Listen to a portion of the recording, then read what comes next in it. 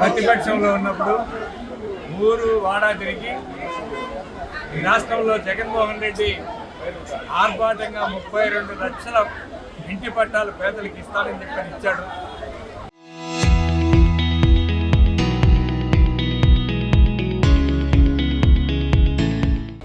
కానీ అవి గ్రామీణ ప్రాంతాల్లో 1.5 సెంటు, పట్టణ ప్రాంతాల్లో 1 సెంటు లెక్కన ఇచ్చాడు.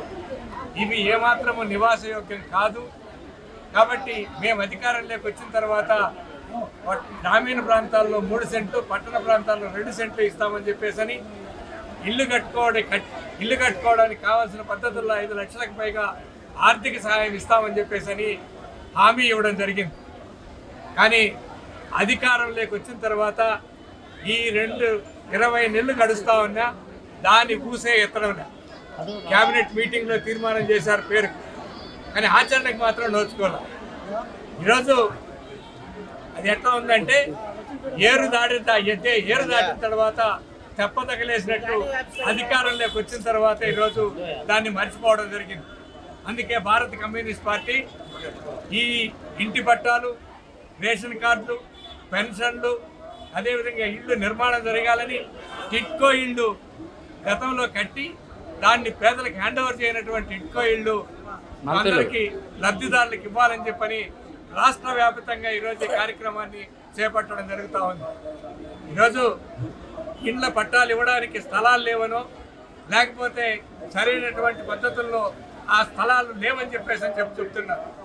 ఇప్పుడే మన వాళ్ళు చెప్తున్నారు, ఈ బద్వేలు నియోజకవర్గంలోనే 100 ఎకరాలు కబ్జా గురైనాయి. ఇవన్నీ కూడా అధికార పార్టీకి సంబంధించినటువంటి వాళ్ళ అండదండలతోనే జరుగుతూ ఉన్నాయి. రాష్ట్రం మొత్తం మీద చూస్తే ఈ కూటమి ప్రభుత్వం అధికారంలోకి వచ్చిన తర్వాత ప్రతి నియోజకవర్గంలో 100 ఎకరాలు ఈరోజు అధికార పార్టీకి సంబంధించిన కూటమి ప్రభుత్వంలో ఉన్నటువంటి వాళ్ళే భాగాలు పంచుకొని చాలా సవ్యంగా, సక్రమంగా, ఏమాత్రం విభేదాలు లేకుండా ఎవరికి కావాల్సిన వాళ్ళు భూములు పంచుకోవడం జరుగుతూ ఉంది. కాబట్టి ఈరోజు పేదల కాడికి వచ్చేసరికి మాత్రం భూములు ఇవ్వడానికి మాత్రం భూములు లేవని చెప్పేసి ఏ విధంగా ఇస్తామని చెప్పేసి చెప్తున్నారు. అదే సందర్భంలో ఈ రాష్ట్రంలో కార్పొరేట్ కంపెనీలకు భూములను అప్రంగా చెప్పడం జరుగుతూ ఉంది. 99 పైసలకు ఎకరా లెక్కన 100,000 ఎకరాలు కట్టబెడుతున్నారు. పైగా ఈ విధంగా ఎట్లిస్తారని చెప్పని అడిగితే మేము ఇస్తామండి, ఫార్చ్యూన్ 500 కంపెనీలకు ఉచితంగా కూడా ఇస్తామని చెప్పని లోకేష్ గారు చెప్తున్నారు. అంటే వాళ్ళ తాతల సొత్తు ఏదో ఈయన వివరంగా పంచినట్టు పంచుతున్నాడు.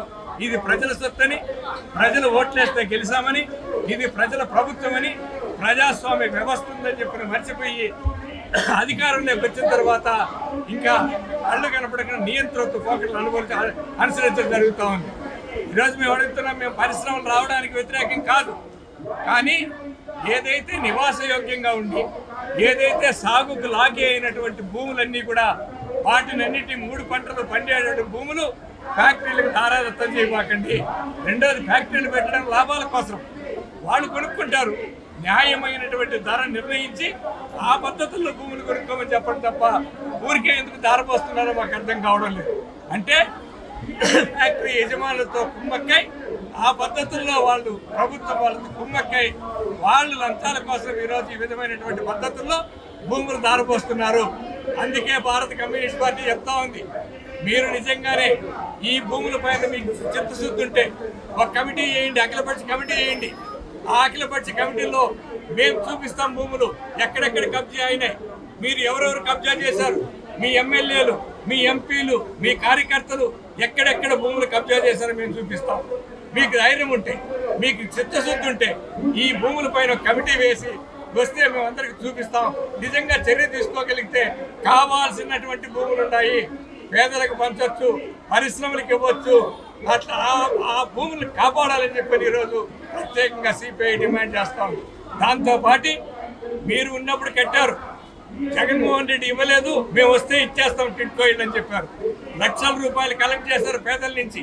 కానీ మీరు వచ్చిన 20 నెలల్లో కూడా ఈరోజు ఆ టిట్కో ఇళ్ళు ఇంతవరకు హ్యాండ్ ఓవర్ చేయలేదు. వాటికి ఇవ్వాల్సిన పేమెంట్స్ ఇవ్వడం లేదు. మీరు అదనంగా ఈరోజు ఆ లక్ష్మీ బిట్టల వారికో, అదానీకో, అంబానీకో భూములు కట్టబెట్టి వాళ్ళ వైపు చూస్తున్నారు తప్ప పేదలకు ఉపయోగపడేటటువంటి ఇల్లు కట్టినటువంటి వాళ్ళకి చిన్న చిన్న పేమెంట్స్ కూడా చేయకుండా ఆ ఇల్లు మళ్ళీ పాడిపోయేటటువంటి పరిస్థితి ఉంది. వెంటనే మీరు ఈ టిట్కో ఇళ్ళని స్వాధీనం చేయాలని, పేదలకు స్వాధీనం చేయాలని డిమాండ్ చేస్తున్నాం. అదేవిధంగా ఈ రాష్ట్రంలో ఉన్నటువంటి మీరు ఇష్టం వచ్చినట్టు ఇచ్చారు, జగన్మోహన్ రెడ్డి ఇష్టం వచ్చి ఇచ్చాడు, గతంలో ఇష్టం వచ్చినట్టు రేషన్ కార్డులు ఇచ్చారు. ఈరోజు అర్హులైనటువంటి వాళ్ళు చిన్న చిన్న మార్పులు చేయడానికి, కుటుంబాలు విడిపోతే కొత్తగా పెళ్ళైనటువంటి వారికి రేషన్ కార్డులు ఇవ్వకుండా దాన్ని బ్యాన్ చేశారు. అక్కడే కంట్రోల్ చేసి మీ కంట్రోల్లో పెట్టుకున్నారు, సెంట్రల్ కంట్రోల్ చేస్తున్నారు. కానీ సర్వే చేసి అర్హులైనటువంటి వాళ్ళందరికీ రేషన్ కార్డులు, కొత్తగా అర్హులైనటువంటి వారికి పెన్షన్కు ఇవ్వాలని చెప్పని, ఇచ్చేటివి సకాలంలో ఇవ్వాలని, అందరికీ ఈ పెన్షన్లు ఇవ్వాలని చెప్పని ఈ డిమాండ్తో రాష్ట్ర వ్యాప్తంగా ఈ ఉద్యమాన్ని నిర్వహిస్తున్నాం. ఇప్పటికైనా వీటిపైన ప్రభుత్వం తగు చర్యలు తీసుకోవాలా, లేకపోతే భవిష్యత్తులో దశల వారీగా పేదలను, లబ్ధిదారులను సమీకరించి పెద్ద ఎత్తున ఈ ఉద్యమానికి శ్రీకారం చుడతాం. ఇంటి ఏదైతే ఈ టిట్కో ఇల్లు పంచరికి ఇంట్లో ఇంటి స్థలం, సాగు భూమి, రేషన్ కార్డు, పెన్షన్లు ఇవ్వాలని డిమాండ్ చేస్తూ భారత కమ్యూనిస్ట్ పార్టీ తలపెట్టిన రాష్ట్ర వ్యాప్త ఆందోళనలో భాగంగా ఇవాళ బద్వేల్ ఆర్డీఓ కార్యాలయం వద్ద ఆందోళన కొనసాగుతూ ఉంది. దశాబ్దాల తరబడి పేదలు 2 సెంట్ల ఇంటి స్థలం కోసం అధికారుల చుట్టూ, అధికార పార్టీ నేతల చుట్టూ తిరుగుతూ ఉన్నారు. కానీ పేదవాడికి 2 సెంట్ల జాగా ఇవ్వడానికి నిరాకరిస్తున్నటువంటి అధికారులు, అధికార పార్టీ నేతలు. బద్వేల్ లాంటి ప్రాంతాల్లోనే అక్కెంగొండ నుంచి అట్లూరు వరకు వేల ఎకరాల భూములు పేదల చేతుల్లో ఉన్నటువంటి వాటిని, ప్రభుత్వం చేతుల్లో ఉన్నటువంటి వాటి భూములను ఆక్రమించుకొని చుట్టూరు ఫెన్సింగ్ వేసుకొని ఎస్టేట్లుగా మార్చుకొని అమ్ముకొని సొమ్ము చేసుకునే డీకేటీ మాఫియా జోలికి మాత్రం అధికారులు పోవట్లే. విధి లేక 2 ఎకరాల భూమి, విధి లేక 2 సెంట్ల జాగాలో గుడిసేసుకున్నా లేకపోతే సాగు చేసుకున్నా వాళ్ళ మీద మాత్రం ఇవాళ అధికారులు కేసులు పెడతా ఉన్నారు, జైలు పంపిస్తా ఉన్నారు. గుడిసెలు బీకి నానా ఇది చేసేటువంటి పరిస్థితి కొనసాగుతూ ఉంది.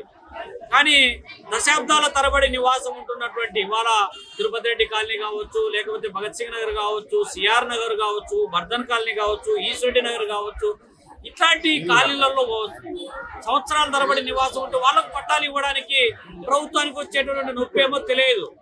ఈ విధమైనటువంటి వైఖరి మార్చుకోవాలి. ఆల్రెడీ నివాసం ఉంటున్నటువంటి వాళ్ళకు పట్టాలు పంపిణీ చేయాలి. అర్హులైన పేదలను గుర్తించి వాళ్ళందరికీ కూడా ఇంటి స్థలాలు, సాగు భూమి పంపిణీ చేసే వరకు పోరాడతాం. కాదు కూడదని ప్రభుత్వం ముందుకేస్తే ప్రత్యక్ష పోరాటం, భూ పోరాటాలు చేస్తాము. అవతల ప్రభుత్వం ఎన్ని ఒత్తిళ్లు వచ్చినా, ఎన్ని కేసులు పెట్టినా, ఎన్ని జైలు పంపించినా కూడా వెనకాడే ప్రశ్నే లేదని చెప్పి సందర్భంగా చెప్పదలుచుకున్నాం.